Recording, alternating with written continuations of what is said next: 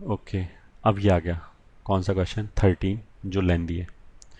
उसने क्या बोला, cos beta minus gamma, cos gamma minus alpha, cos alpha plus alpha minus beta, इन तीनों का समेशन -3/2 है। और फिर हमें ये प्रूव करना है। Okay, let me right. 13 में क्या है, टू प्रूव क्या है, ये प्रूव करना है, sine alpha plus sine beta plus sine gamma is equals to cos alpha plus cos beta plus cos gamma equals to 0। मतलब ये प्रूव करना है कि तीनों साइन का सम एंड तीनों कॉस का सम दोनों 0 है, ये ठीक है।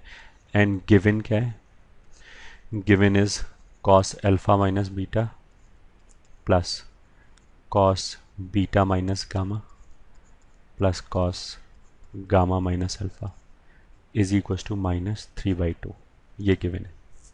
ठीक है, मतलब यहाँ से शुरू करके यहाँ तक पहुँचना है। क्वेश्चन थोड़ा लेंदी है, थोड़ा डिफिकल्ट भी है। तो पहले हम 2 को इधर ले गए, तो ये आ गया 2 कॉस अल्फा माइनस बीटा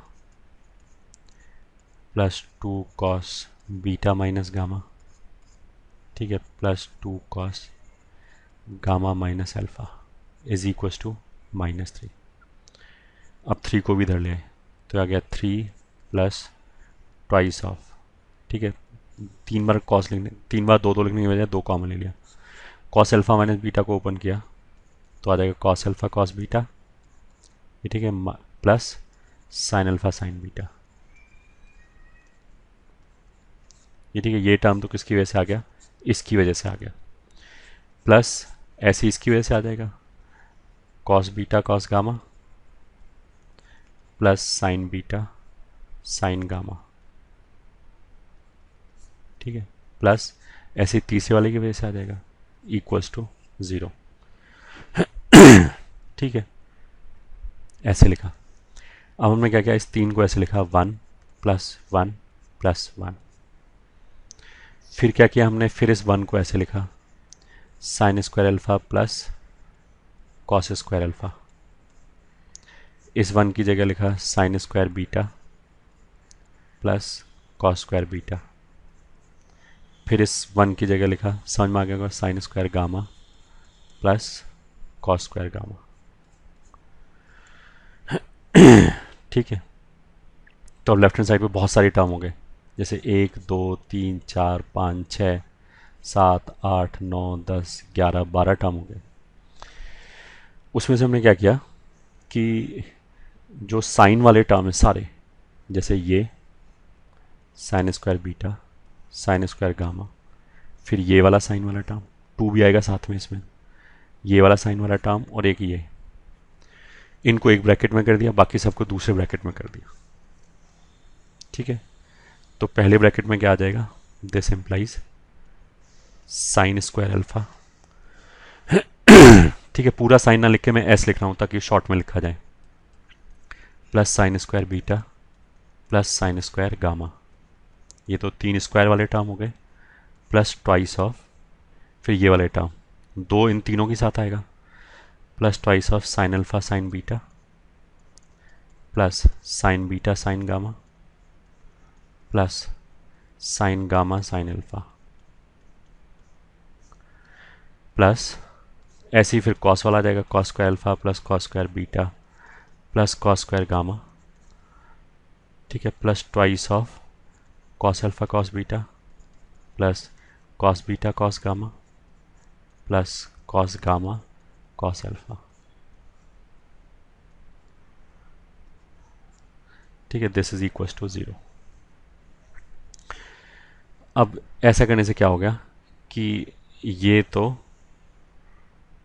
अच्छा उससे भी पहले, पहले तो मुझे आता भी है नहीं आता, a plus b plus c का होल स्क्वायर कितना होता है, a square plus b square plus c square plus twice of a b plus b c plus c a, ये होता है। ठीक है, तो ये लिखा है a square b square c square plus twice of a b b c c a. तो मतलब ये जो पहला ब्रैकेट है that is nothing but sine alpha plus sine beta plus sine gamma का होल स्क्वायर प्लस ऐसी जो ये दूसरा ब्रैकेट है वो भी क्या है, cos alpha plus cos beta plus cos gamma का होल स्क्वायर इक्वल्स टू 0। ठीक है, तो ऐसे लिखा गया। ठीक है, इसका स्क्वायर प्लस इसका स्क्वायर अगर जीरो है, दो स्क्वायर का सम अगर zero, x square plus y square अगर जीरो हो जाए तो दोनों को जीरो होना पड़ेगा। तो पहला भी जीरो होना चाहिए, दूसरा भी जीरो होना चाहिए। तो नाउ दिस विल इम्प्लाई, अच्छा अगर ये फॉर्मूला नहीं आता है तो रट लिया, ये देखिए ये तो वैसे आना चाहिए, ये तो शायद 8th 9th में पढ़ा देते हैं। तो अगर हमने क्या बोला, x square plus y square अगर जीरो है तो एक्स बराबर भी जीरो होगा एंड वाई बराबर भी जीरो होगा। तो यहाँ से आ गया कि sign alpha plus sine beta plus sine gamma ये भी जीरो होगा and cos alpha plus cos beta plus cos gamma ये भी जीरो होगा, दोनों जीरो जीरो हो गए। बस यही प्रूव करना था ये। ठीक है, तो आ गया हैंस प्रूव्ड। अब तुम सोचोगे इतना हम कैसे सोच पाएंगे ये, ठीक है, मतलब 3 को 1+1+1 करके लिखना है, ये कैसे सोचना पड़ेगा। तो हमने शुरू में बोला था कि जो टेक्नोमेट्री है उसमें बहुत सारे क्वेश्चन मैनिपुलेशन बेस्ड होते हैं, बहुत सारे क्वेश्चन एक्सपीरियंस बेस्ड होते हैं। उसका मतलब क्या है कि I don't expect you to think कि तुम ऐसा सोच पाओ, बट जब हमने इस टाइप का क्वेश्चन करा दिया है, अब इसी टाइप का कोई एक और क्वेश्चन आ जाए, ठीक है, इसी टाइप का, तो अपने एक्सपीरियंस के बेसिस पे हम उसको अप्रोच करने की तो सोच सकते हैं ना, because we are done this question. ठीक है, तो मैंने क्या समझाया कि अगर तुम्हें ये लग रहा है कि हम ओरिजिनली तो हम ये सोच ही नहीं पाते, अगर हमें पहली बार दिया था तो कोई बात नहीं, इस क्वेश्चन को कराने का ये एम भी नहीं है कि तुम खुद सोच पाओ। इस क्वेश्चन को कराने का तो बस ये एम है कि पहला चीज़ तो तुम्हें फॉलो हो जाए कि हम क्या कर रहे हैं, और दूसरा सॉरी दूसरा कि अगर इस टाइप का कोई क्वेश्चन आ जाए तो हमें पता हो कि इस टाइप का क्वेश्चन तो ऐसे करते थे। ठीक है, ये मतलब तुम्हारे एक्सपीरियंस वाले पार्ट में जाना चाहिए।